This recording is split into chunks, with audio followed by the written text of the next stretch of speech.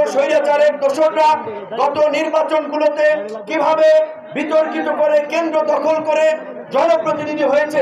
এই সরকার ক্ষমতা গ্রহণের পরপরই স্থানীয় নির্বাচনের সিটি কর্পোরেশন ইউনিয়ন পরিষদ বাতিল করে নাই, করবে, পৌরসভা করেছে।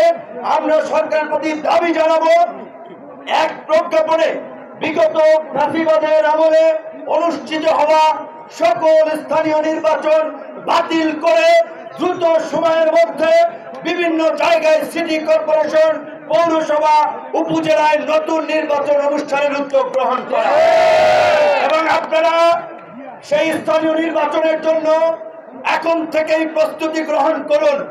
মানুষ এখন পরিবর্তন চায়, নতুন নেতৃত্ব চায়, নতুন রাজনীতি চায়। অঞ্চলের মধ্যে মানুষ আর ঢুকতে চায় না।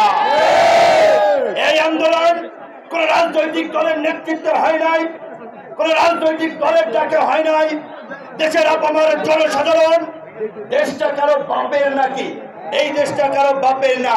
এই স্লোগান দিয়ে জনতার রাষ্ট্র প্রতিষ্ঠা করার জন্য, জনতার অধিকার প্রতিষ্ঠা করার জন্যই এই প্রতিবাদের পতন ঘটিয়েছে।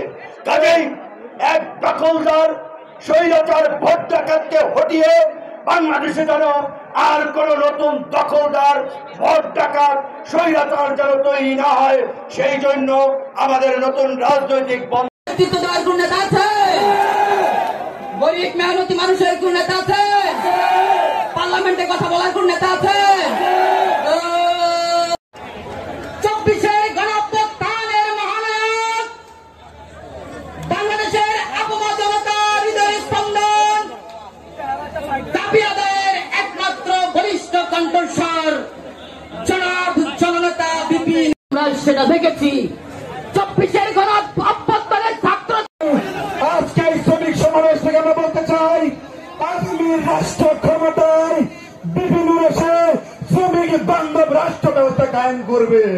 আপনার সাথে আসন্ন সবাই মধ্য দিয়ে স্পষ্ট ভাষায় বলে দিতে চাই, আমরা গত 1 তারিখে একটা প্রতিষ্ঠান গার্মেন্টস শ্রমিকরা খালি আন্দোলন করছে না, এই আন্দোলন উস্কে দিচ্ছে রাজনৈতিক দলের নেতৃবৃন্দরা।